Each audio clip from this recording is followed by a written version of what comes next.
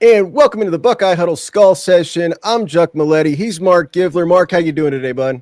Doing good. Getting ready for a big weekend in college football. It's unbelievable Saturday. It's a banging week. It is a banging week for sure. And the Buckeyes headed out to Washington as we sit down to record this, a game that's been really hyped up. I'm really excited for it. I'm feeling great about the Buckeyes' shot here. I don't think it's going to be as close as everybody else, as I put in my prediction, where you can find all of our staff predictions over at BuckeyeHuddle.com, as well as an article I wrote recently on Jaden Williams, who is one of the topics we will talk about today. But we're going to start with Angelo Smith, younger brother of Jeremiah Smith. And Mark, we talked a while about our opinions on Angelo. I actually brought it up on last week's show after the commitment of Angelo, that when you were down there in Florida, you tweeted something that we had kind of talked about. The way Angelo plays, looks like somebody kicked his dog. And I love that line. He's a nasty dude. Tell us about him, because you just recently saw him. Yeah, he couldn't be different or more different physically from Jeremiah in terms of their stature. I mean, he's, we're talking 5'10" versus Jeremiah being 6'3". He's not 225 pounds, but he's an absolute missile out there on defense. I was so surprised by how impressed I was with him when I was down there when they played in that Broward County showcase in August. And he just plays angry. He's very fast. He plays even faster than he runs, like in terms of 40 times. He's got great play speed. Instinctual, had an interception, made a very nice catch on the sideline that Jeremiah would have been proud of, kind of one of these over against the sideline. He was able to get his feet down. So very rangy and very aggressive and physical. I think he will bring a lot of versatility to the secondary. He could certainly, in my opinion, play some free safety because of his range and because of his ability to come up and run support and play fast. But he's also physical enough to play more of a strong safety, but he's also, in my opinion, has some skill sets that would maybe be intriguing at the nickel spot. So I think he's got a little bit of everything there. He's not going to play outside corner or anything like that, but I think he's got some versatility there within the secondary.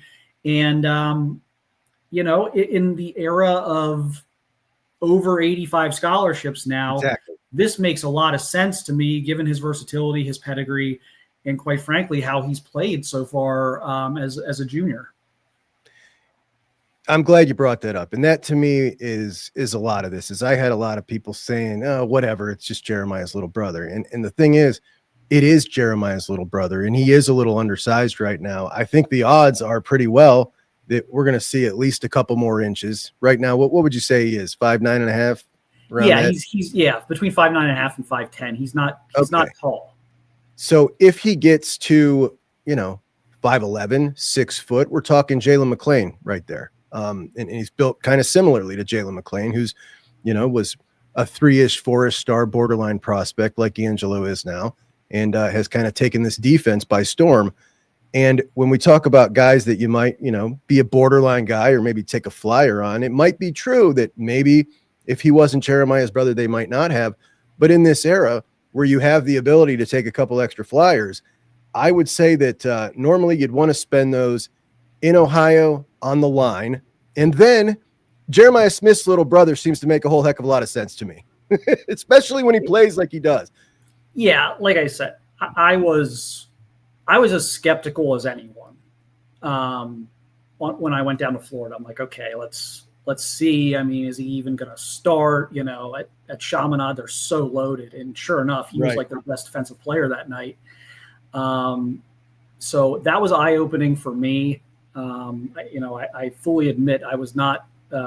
I was very much in the this is a thank you to Jeremiah for his contributions, but he played really well that night. He had a really good season. The coaches there talk very highly of him, his work ethic. And it's funny, I made another comment. I don't know if I put this on Twitter or not, but I made another comment. Another way to describe his play style or his work ethic is that he attacks this thing as though his older brother is a generational talent who got all the attention growing up. And he was the overlooked, and that's his little brother. He plays like he's got that little brother syndrome type of thing, and it comes out in a very good, positive way in terms of how hard he works and how physical he is on the football field. So he plays exactly how you would expect someone who's maybe been overlooked his entire childhood because of his older brother would play. That is exactly the impression I get. That's exactly the impression I get just watching him. It just looks like that. You could call it, some people call it short man syndrome. I would call it overlooked syndrome or underestimated syndrome. We'll call it that. He's got a little extra oomph about him. And listening to him talk, it's clear this is not some pampered kid little brother who's, his brother just hit it big. And, like he wants to come and make it his own. And I love it. I love the attitude. I think it's something that Buckeye fans should be excited about. Not just a throw-in offer to say thanks to Jeremiah, for sure. The dude's a player. Speaking of that, Jaden Williams gets his offer. And we talked about Jaden Williams when I was recapping the Glenville-Massillon game with Sincere Johnson and Jameer Prez to start off the high school football season. And Jaden Williams was over there playing for Massillon and kind of stole the show that night. At 6'1", 205, the guy has tremendous speed for a linebacker and just an innate ability to make his way to the tackle. I mean, like you use the old stereotypical nose for the ball for guys like this. I mean, the dude is just always in on the tackle, making plays, and he's got that speed to go sideline to sideline. When we look at CJ Sana and Sincere Johnson and Riley Pettijohn and TJ Alford and Eli Lee, these guys are all a little bit bigger. Jaden, a little bit smaller, a little bit more speed. I think it makes a whole lot of sense, particularly when we're all looking at Arvell saying, okay, he's going to be gone, which means that gives you, with CJ and Sincere, 7 next year in the room. Let's go ahead and take another one here that we got sitting right here in the backyard who's kind of blowing up. What are your thoughts on Jaden? Yeah, I think you alluded to what the mindset is right now, which is you don't know until you know in terms of your players on your roster. So like with Arvell, the hype was substantial this offseason, and we got a glimpse of him last year, of course, where he played well. But you put those first few games on tape, and it's like I don't think I'm spoiling anything. I don't see a universe where Arvell Reese is on Ohio State's roster in 2026. So that means you have some wiggle room here. In addition, again, we're talking about this 85 rule going away, where you have some extra roster spots as well for late bloomers. And the one thing I'll say that is encouraging about Jaden, beyond just if you just watch him, but just general philosophically speaking, guys who get really good late in their high school careers have a pretty high hit rate. It's the guys who kind of max out their sophomore, junior years that you get a little nervous about. We've seen, we can provide a lot of examples of that over the years. Guys who really were kind of physically what they were as sophomores or even early in their junior years. And it's just they kind of hit a development wall. And these guys who kind of come out of nowhere, late into their junior years or in the off season between their junior and senior year and then carry that into their senior, the hit rate on those guys historically is incredibly high. And so that's another thing I think Jaden's got going for him. But this just makes sense. You're not going to have to break the bank on a Tyler Atkinson at this point. It's just not going to happen. So unless something falls into your lap, but you've got a really good player right here in your backyard from a great program, and a guy who's having a great senior season, and you're able to sort of get him into this equation, hopefully for them, and maybe offset what could be maybe a slightly unexpected loss of Arvell Reese, or at least getting the confirmation of Arvell is what we thought he was, and he's probably not going to be here. Yeah. In addition, James Laurinaitis also offered Jacob Curry about a week prior. Jacob Curry, a Florida linebacker who's similar to Jaden Williams, is coming on strong, and all of a sudden he's kind of the talk of the town, catching some big offers. Looks like Oklahoma, Auburn are in pretty big on him, as well as Baylor. And I don't know, I believe he is coming up for Minnesota. I think I did hear that. So he'll be in for Minnesota. Jaden Williams not scheduled as of yet to Minnesota. And of course, he is committed to Indiana. And when we look at Indiana, it's a program. When I first saw that he was committed to Indiana before the offer, I was thinking, if this is the kind of guy that Cignetti's going to get, things look pretty good, because we saw what Mark D'Antonio did with that caliber of player out of the state of Ohio. The guys that are just borderline Ohio State guys don't get it. He comes in and swipes them. And Indiana, they've got a lot of money. They've got financial support. They've got their revenue share, and Jaden Williams is going to be higher on their totem pole of priorities than he's going to be on Ohio State's. That's just the way it is. So there is going to be a little bit of a back and forth here. We'll see what happens. I don't think it's a slam dunk like it would have been in 2005. We'll put it that way. But I would certainly love to add this player. I think that he is definitely not just Ohio State worthy, but I'm legitimately excited about this kid. All right, moving along. Dre Quinn, Mark. Dre Quinn, a defensive edge rusher who was committed to Clemson. The Buckeyes were kind of flirting here with him, and then he just recently decommitted from Clemson, I believe 2 nights ago now, which puts him all the way back on the market. I think Texas was the runner-up before he chose Clemson, or close to that, and they're obviously heavy involved. The Buckeyes definitely heavy involved. What are we hearing about this? Yeah, I think obviously Ohio State's trying to get him up for an official visit. They're trying to get him up for the Minnesota game. And this is one of those situations where I think you just kind of wait and see, does it look particularly good right now for Ohio State? No. If he comes out, this weekend or Monday or Tuesday and says, hey, I'm going to be up in Columbus for the official and 100% locks that in, then I think you start to, up your optimism levels a little bit. But it at least shows that they are like paying attention. They're scouring for opportunities. They've tried to clearly. I think Clemson is like in everyone's crosshairs right now. Right. If you're Georgia, if you're Alabama, Florida, something if you're down in that part of the country, or even if you're a Notre Dame or an Ohio State, I think everyone's looking at that Clemson class like, ooh, let's see here. Let's see what we can do here, because they are having a rough go of it right now. Every week Dabo's answering questions about whether he's, things have gotten stale at Clemson, and it's just not good optics for Clemson right now. And so we got to, I use this term all the time for recruiting. It's like the blood is in the water. So here, the sharks are circling now, that Clemson class. So it makes sense to try and pick away at that.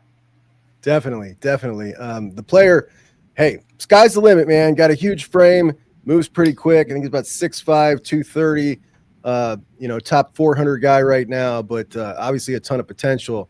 If they can get him up, it would be awesome.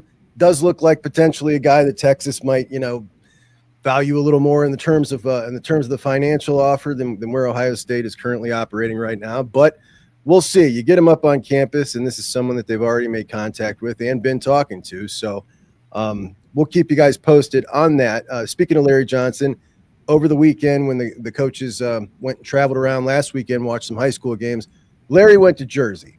To take in Luke Wafle, as did Penn State, obviously. Penn State for sure going to want to try to do that. They've still got the brother on the team. That's a poll there. It's closer. A lot of people excited about the potential there, and that Larry is still trying and still interested in Wafle. As we know, Ohio State kind of had the leg up there right before USC came in at the end and threw the hammer offer down that kind of made it, a little too irresistible to refuse. And he committed to USC. What are your thoughts on this? And do you see this going potentially anywhere? Or are you in my camp where this feels like maybe that time could have been invested elsewhere, maybe finding a new prospect here, as we've not seen any new defensive ends offered? I don't think it's a waste of time. If you think Wafle is, a Bosa brother, and I think they think he's pretty special. I don't think they think he's just your run-of-the-mill four-star. I think they think he's one of the top 2 or 3 defensive ends in the country. Then you have to keep trying here, especially for a kid who's committed to go, whatever it is. It's got to be 3,000 miles just about from Jersey to LA. I think you keep at it. USC's start probably isn't helping things if you're Penn State or Ohio State. That being said, we're going to learn a lot more about USC the next 4 to 5 weeks, because they've not really been put in a tough spot yet. And who knows what they'll do against Illinois. I mean, if They're a touchdown favorite against an Illinois team that got shockingly blown out by Indiana last week. So we'll see what happens there. But I do think some of this, obviously, look, I'm not dumb. Money's going to factor into this. I think Ohio State's probably going to have to up whatever their previous, dealings were and bridge a gap somewhere there.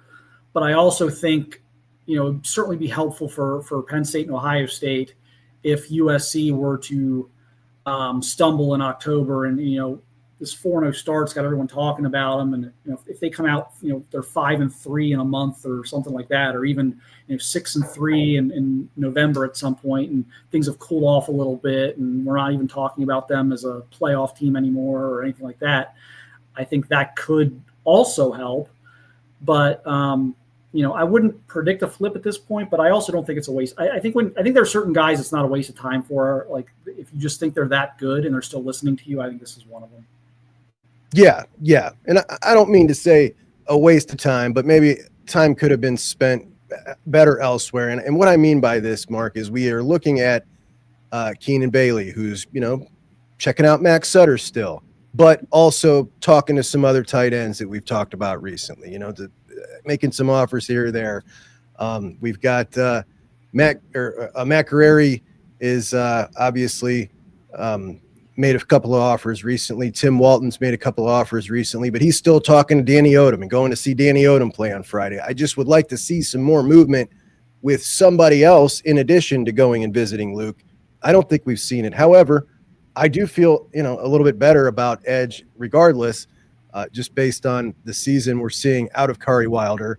And I think that obviously, as we've talked before, we really both pretty much big believers in Zion Grady, as well as Epi Satanile, that they'll eventually be big-time contributors for Ohio State. So it just seems to me like there's no action here. You've got Drew Gooden out at UCLA, who is, it's a top 100 kid from Rivals, and he doesn't have an offer from Ohio State. That, I don't know. I just would like to see some more movement with some new prospects. We're not seeing it.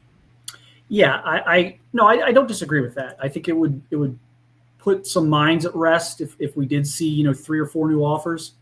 So what does that tell you? One of two things. It either tells you that they feel really good about something they've got cooking up, or, and this is maybe the more likely scenario, it's hard to find good pass rusher. Like, there are. You can go to every major metro area and you can't walk 3 blocks without stumbling over a running back or a safety. But, if you to find those special type of edge rushers, there are so few of those in every cycle. So that certainly makes life more difficult if you fall behind the 8 ball a little, early in the cycle. Without a doubt. And Luke is those guys can man the big NIL deals. Yeah, big money guy. Let's flip to the other side of the line as Tyler Bowen trying to get a 5th here and trying to make a couple of flips. Obviously, we got an offer to Landry Breed from Mentor.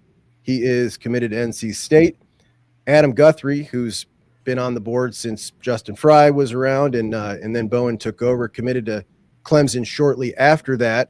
And Fry ended up getting Max Riley, who was flirting with Clemson. Now, he is doubling back on Guthrie, trying to kind of rekindle a relationship, and they've been in contact, but he's recently visited him. And as we know, Clemson, blood in the water, as you say. This is one that I was really close to when it was all going down, and even before he ever got an Ohio State offer. And he's certainly a true tackle body who isn't playing top-notch competition at Miami Trace, and it's a little harder to evaluate. But I think he has got some quickness. I think he's got some dog in him. He is pretty nimble on the basketball court, similar to Sam Greer. It's a player I like a lot. What are your thoughts? Yeah, I like Adam as well as a prospect. I do think he's got a little bit of a mean streak to him. Mm-hmm. I do like the basketball body and the basketball feet. And the competition is what it is. I don't think that prevents him from ultimately being a great player in college. I just think maybe it delays it a year or two. I think maybe another year in the development curve versus someone like a Sam Greer who's going to come in from Hoban and in the schedule they play. But yeah, I think it makes sense, and they have quietly kept on him. I know things are just kind of popping off right now in terms of Bowen being able to go to the school and visit. That's only because this is the first opportunity he's had to do that since April or May. So like there's been a several month break where the coaches aren't allowed on the road. So that's why things seem to be picking up in the media, but they've quietly kept at this over the past several months. I think Breed is the more likely flip at this point. Yeah. I'm actually a little surprised it hasn't happened yet, but I do think it's going to happen. And it feels like Bowen is in a position where he would take two of these guys. Like he would take both if they both wanted in. Now is one, that was my next question. Okay. Is one gonna, if Breed flips, is that gonna make it even harder to flip Guthrie? I would think it would, but maybe not. You can probably try and sell Guthrie on him being more of a tackle and Breed being more of a swing player who maybe ends up at guard, who, like my comparison for him, Gabe Van Sickle is at guard right now. So that, you can massage that situation, I think. But they are recruiting as though they will take two more if they can get the right two.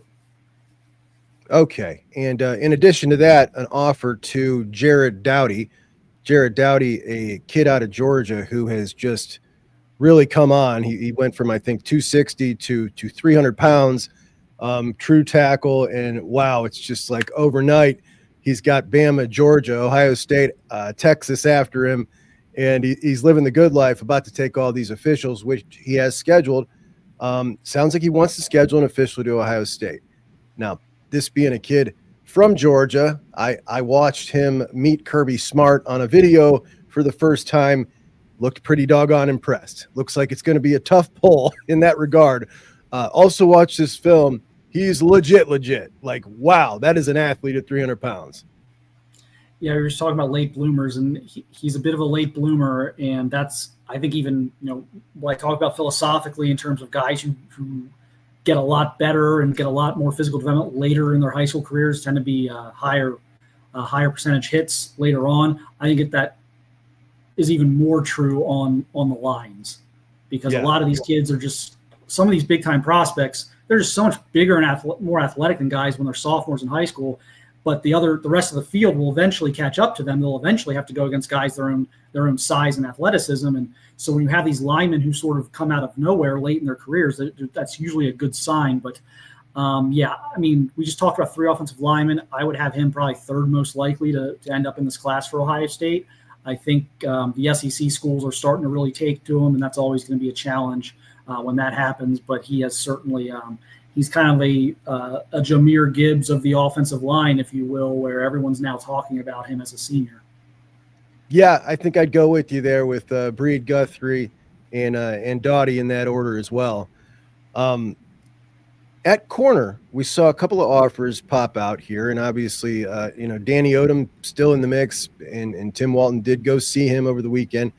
But Jay Timmons out of Pennsylvania, he's a Florida State legacy, committed to Florida State. This is a recent offer, as well as Rashawn Duncan, who's committed to Washington currently, and he just got, the Bama, Georgia, Oregon, Ohio State treatment as well. It just swarmed on him. But Timmons first. Do you know anything about him? I've not heard of him before until recently here.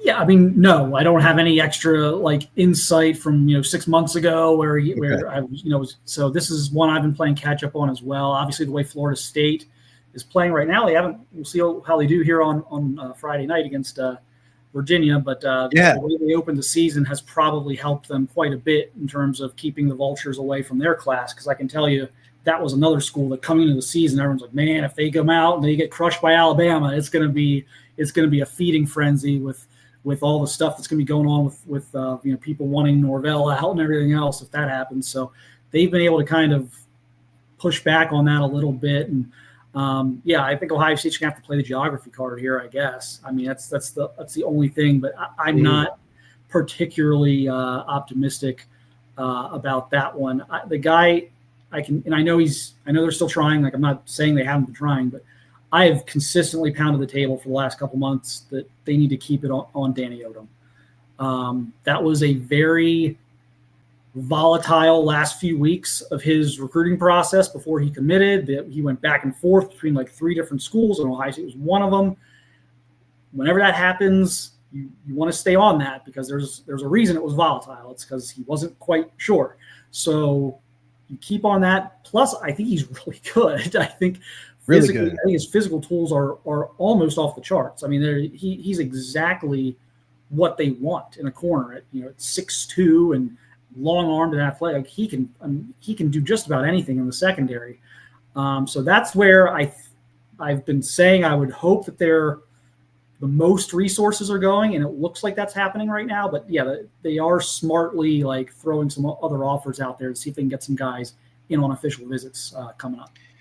Now, Odom, and I agree, I think he's an excellent player, and that would be just great news. But we also, at Nebraska, I want to say that we've talked about this before, and this is a guy who got the super treatment from Nebraska to get that commitment, which makes it all the more difficult in this era. And I do want to talk to you about this era, as we can't ignore the elephant in the room with a lot of these guys that they're doubling back on when we talk about guys like Adam Guthrie, like Luke Wafle, like Danny Odom. These were guys that were, taken care of very handsomely by the schools they recruited or committed to ultimately. There's been a narrative since roughly Big Ten media days that Ohio State is potentially pivoting a little, opening up what they're spending, what the coaches are being allowed to offer, etc. It's been floating around. I've seen it a lot. There are only 3 ways these guys are getting paid. They're getting paid with revenue share. They're getting paid with third-party NIL deals facilitated by programs like the Buckeye Sports Group. And then they're getting guaranteed NIL deals. And that is the area that a lot of these schools are operating in. To my knowledge, Ohio State is still not operating in the guaranteed NIL space, which if you do that, then it's on you to now funnel that money through the CSC, through the clearinghouse. And it's a bit of a gray area that they don't want to play in. That was their stance. I don't believe it's changed. So I'm not so sure I believe that this is the case, that there has been a pivot, that there is more money being offered. I kind of feel like if it was, we'd have seen some action by now, and we haven't yet. As this has been going on for about 6 weeks that this has been coming out. So what are your thoughts on this? Are you hearing anything on that? It would sure sound good if you could ease my concerns on this and say yes. I don't know that I can really do that. I don't think there's been a drastic change in how Ohio State's operating with NIL.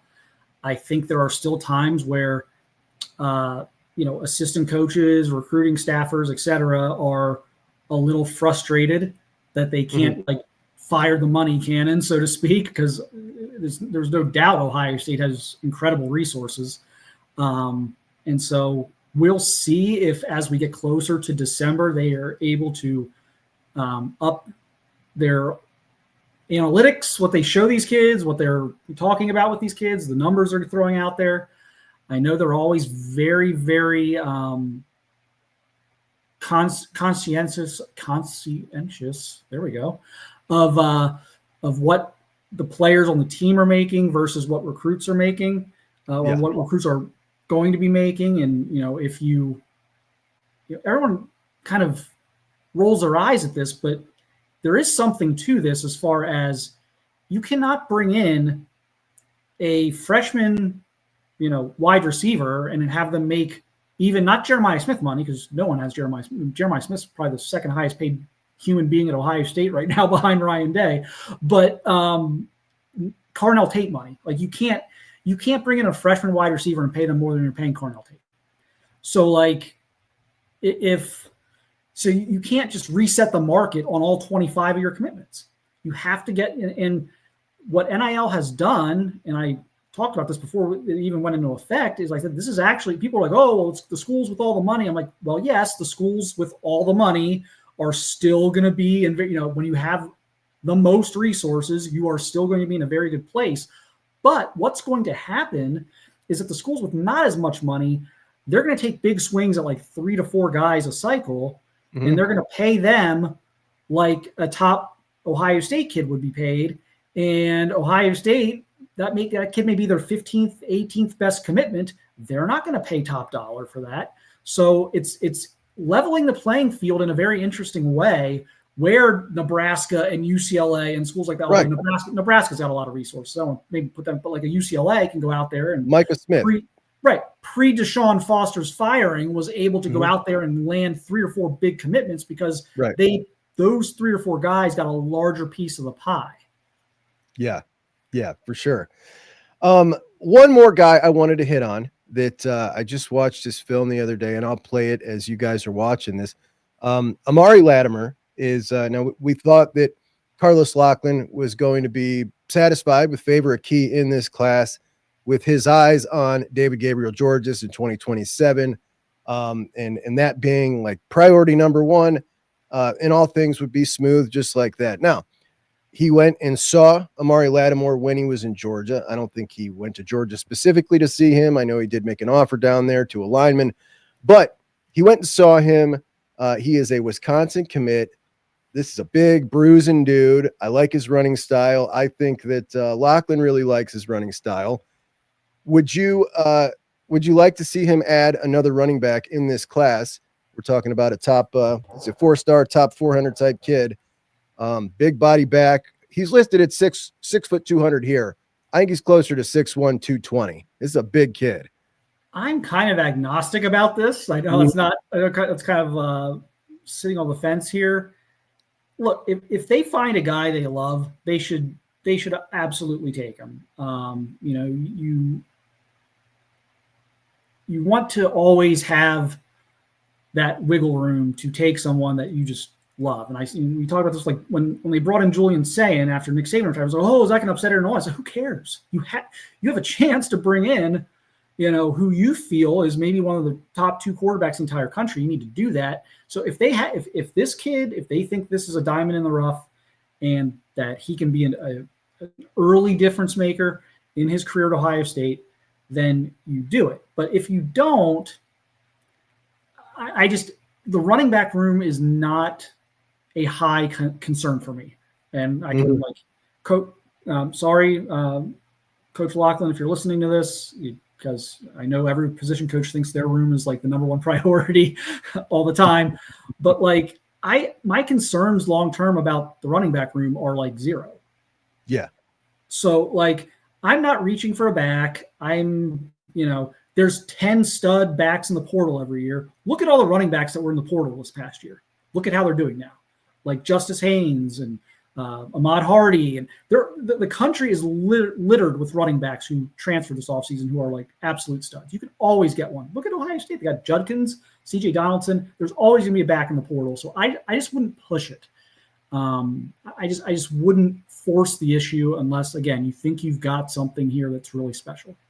All right. So to your point here, your philosophical point, what do you think about David Gabriel Georges and how hard would you push for him? I mean, I know you think he's a really special back.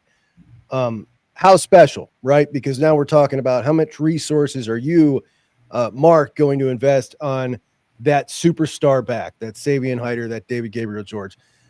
I was of the opinion that the money Hyder was getting, which was, rumored to be somewhere $600,000 to $800,000 range, was a bit much that I wouldn't want to reach for a back that much because of the point you just made. But boy, when I look at George, he looks like something a little special, man. Yeah. Like, first of all, tremendous player. I think a guy that they think would also be great in their room. Really good kid, has a very interesting background story, which we've hit on a little bit in the past. But I am with you in the sense that I would have a kind of line in the sand at running back, and I don't know what exactly that number would be, but I would have a bit of a line in the sand where it's like, look, it's not hard to find running backs, and so to have a disproportionate amount of your NIL dollars going to the running back position is probably not the best way to build a roster. You really have to start thinking a lot about this in NFL terms. Like, do you want the running back room to have a lot of the money, or you want the quarterback room and the O-line and the D-line to have a lot of the money. But so philosophically, yes, I think there's a line in the sand. But he's a tremendous player, and don't listen to me on this. Like, this is a guy Ohio State is enamored with. So that's ultimately what matters. They love this kid.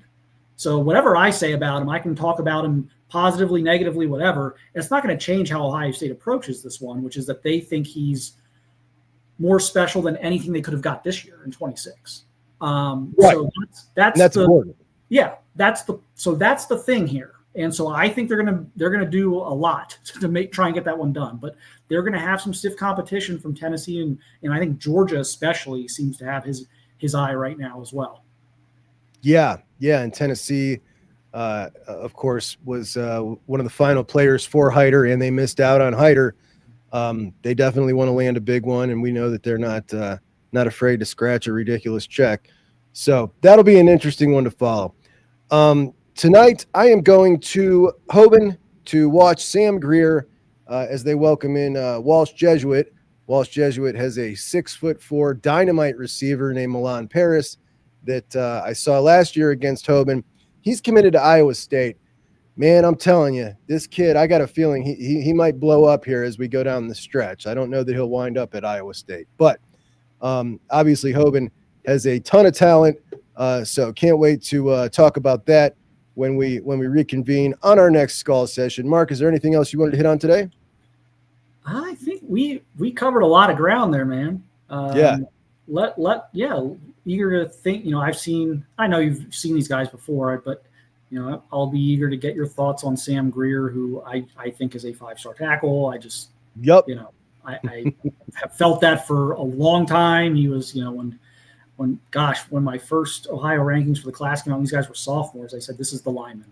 There's a lot of good ones in Ohio. This is the one. And so I'll be interested to see if he's continuing that trajectory. But yeah, I'll also be interested to see if there's there's always going to be a young kid at home. There's going to be a freshman or sophomore out there running around. And you're like, oh, who's that? So I'm really excited to see the younger Feaster brother. We've talked a lot about Brayton Feaster, who was playing running back. He's now playing defense. 4-star kid. At one point, he was ranked the number 2 linebacker in the country before he'd even really played linebacker. That has since kind of recalibrated, but a really, really great athlete, state champion wrestler, who USC and Penn State, he told me currently, are the two that really got his attention. Ohio State not offered, not really been in much contact, but it's his younger brother who is also a state champ wrestler. He's taller. He's maybe 6'3", goes by Squeak, and he's long, he's lean, and he looks like he could potentially grow into a pretty serious edge. These kids are freak athletes, these two brothers. And I think it's that one right there that looks like he might be the whoa kind of kid. So I'm really looking forward to checking him out tonight, but I will definitely report back. So, all right, Mark, appreciate you, brother. We appreciate you guys for watching us here at Skull Session on Buckeye Huddle. Be sure to check us out on BuckeyeHuddle.com, where you can check us out on the board where we talk all this kind of stuff all day long. Appreciate you guys, and we'll talk to you soon.